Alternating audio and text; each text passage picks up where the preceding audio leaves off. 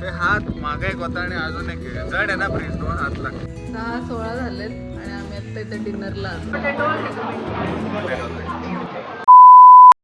Hello everyone, welcome back to my channel. माझं नाव आहे Mrunmayi and we are going to Vietnam. So लग्नानंतरची माझी फर्स्ट ट्रिप आहे फॅमिली सोबतची आणि आम्ही कुठल्या कुठल्या प्लेसेस बघणार आहे ते मी तुम्हाला या व्हिडिओमध्ये दाखवेन.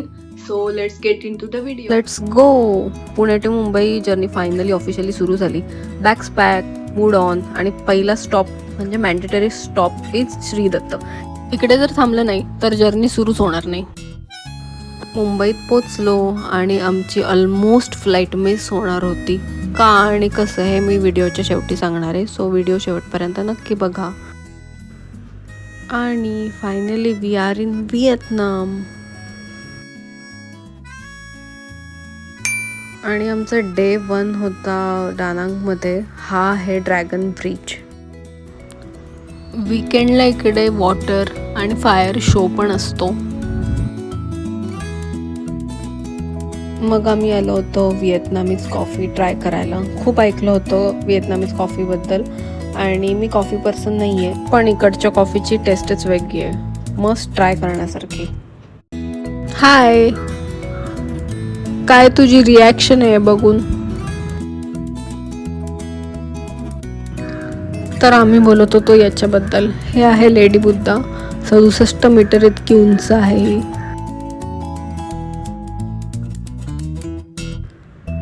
इकडचा आजूबाजूचा एरिया पण खूप शांत आणि क्लीन होता. यानंतर थोडीशी रेस्ट करून आम्ही इव्हनिंगला आलो होतो मायखे बीचवर.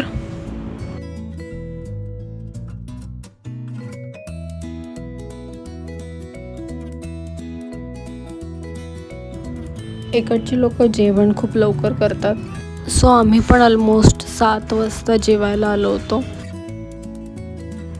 चांगले इंडियन रेस्टॉरंट्सचे ऑप्शन्स आहेत दानांगमध्ये. आम्ही जिकडे गेलो होतो त्याची नावं मी डिस्क्रिप्शन बॉक्समध्ये नक्की ॲड करेन. आणि डे 2 सुरू झाला फुल एक्साइटमेंटमध्ये. ब्रेकफास्ट करून एनर्जी भरली कारण आज भरपूर वाव मुवमेंट्स कलेक्ट करायचे होते. काय झालं मामा, किती वेळा टोस्ट करायला लागतंय?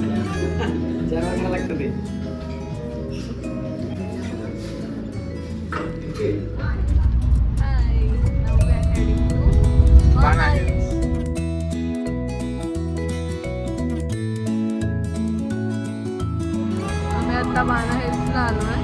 वेदर खूप छान आहे, पण असं वाटतं की पाऊस पडणार आहे. Let's see.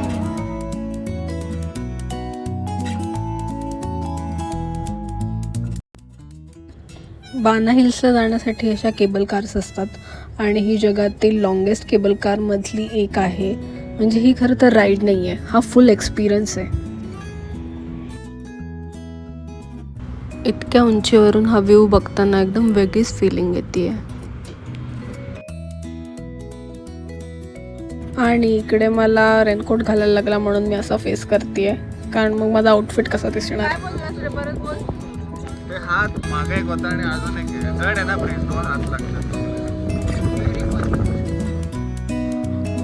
आणि हा आहे बाणा हिल्सचा सुंदर व्ह्यू. चारी बाजूने हिरवेगार डोंगर आणि ढग. इतक्या उंचीवरून हा नजारा बघताना खूपच छान वाटतंय.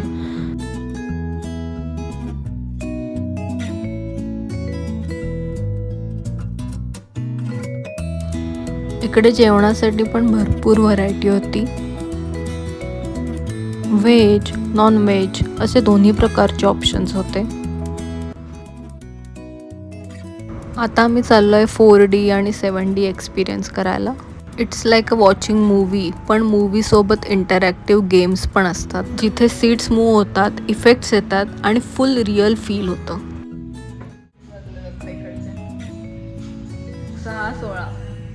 6:16 झालेत आणि आम्ही आता इथे डिनरला आलो. आजचा दिवस नक्कीच खास आणि आठवणीत राहणारा होता. आता भेटूया उद्या.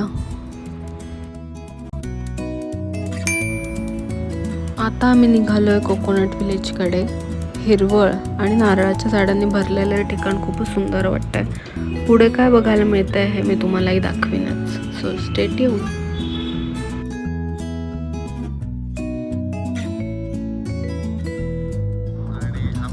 व्हिएतनामीज टोप्या घातलेल्या त्यांनी.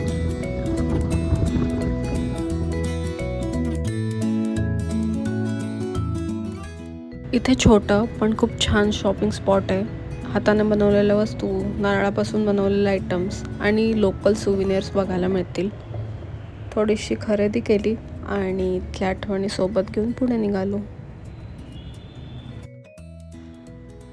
इकडे होइयांमध्ये रात्रीचा सीन म्हणजे फुल मॅजिक. इकडे आम्ही बोटीत बसून कंदील पाण्यात सोडतोय. इकडे म्हणतात की मनात एक विश मागायची आणि मग हा कंदील पाण्यात सोडायचा.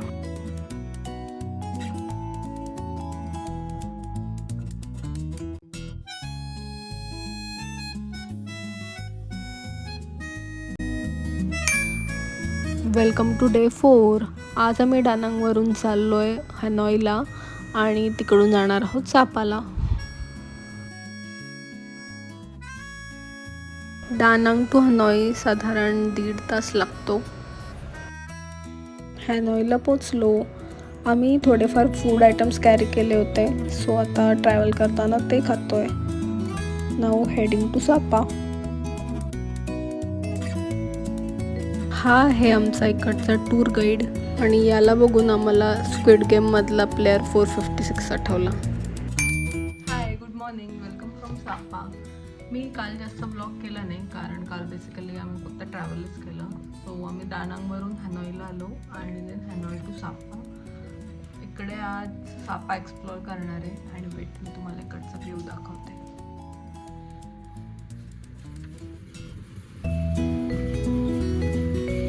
एकदम धुकं आहे पण पाऊस पण पडतोय, सो माहीत नाही म्हणजे कसं काय करायला मिळतंय आणि कितपत मला बघायला मिळतंय. पण वेदर खूप मस्त आहे आणि आमचं हॉटेल प्रॉपर असं डोंगरावर आहे, सो असा खालचा व्ह्यू पण दिसतो इकडे. पाऊस, व्ह्यू, ग्रीनरी आणि माउथ वॉटरिंग फॅन्सी पॅन हा मोमेंट फुल पैसा वसूल आहे. ट्रस्ट मी, इथे आलात ना वाईब नक्की फील कराल.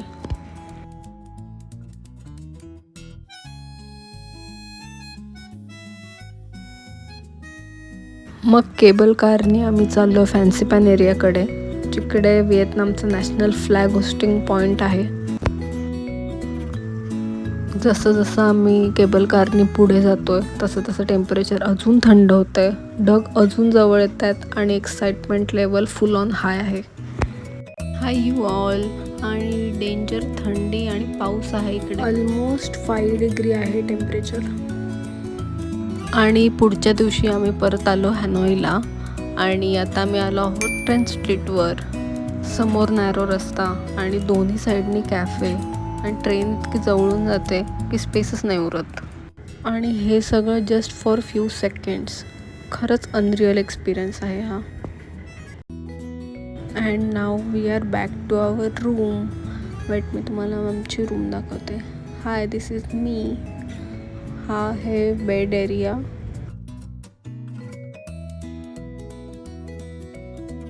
आणि हा आहे वॉशरूम एरिया. मोठे मोठे 2 मिरर लावलेले आहे यांनी इकडे. हॅलो अगेन मी.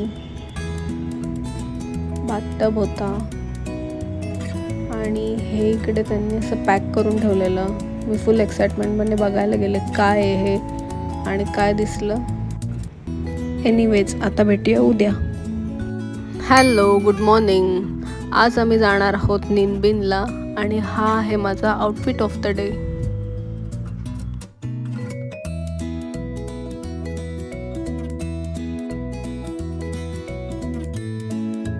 आणि आता आम्ही निनबिनमध्ये बोट रायडिंगला निघालो आहे.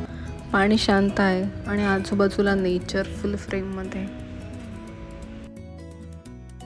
कुठलीही घाई नाही, कुठलाही आवाज नाही, फक्त हा मोमेंट आहे.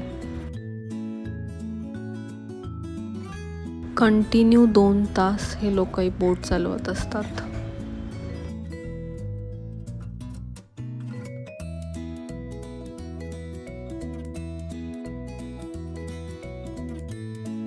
आणि आता आम्ही चाललोय बाई दिन पगोडा बघायला. हा व्हिएतनाममधला सर्वात लार्जेस्ट पगोडा आहे.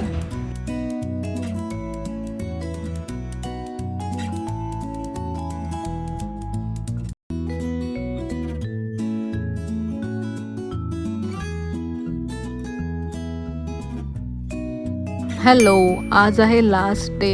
आज आम्ही जाणार आहोत हॅलॉंग बे क्रूजला आणि आज तिकडे स्टे आहे.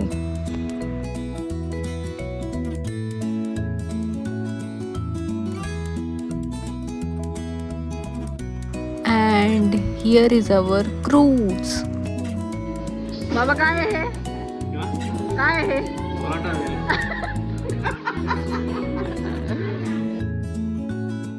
आणि हा आहे क्रूज मधला आतला एरिया. ही आहे आमची रूम. एकदम क्लीन आणि कॉम्पॅक्ट अशी रूम होती. हा आहे वॉशरूम एरिया अँड इकडून मस्त असा बाहेरचा व्ह्यू दिसतोय.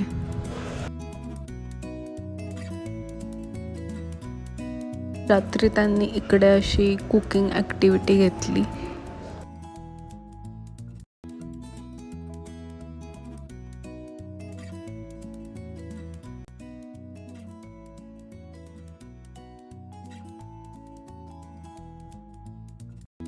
नेक्स्ट डेला बॅग्स पॅक करून आमची निघायची वेळ झाली. तुम्हाला हा व्लॉग कसा वाटला मला कमेंट करून नक्की सांगा. आणि आता भेटूया पुढच्या व्लॉगमध्ये. सबस्क्राईब करायला विसरू नका.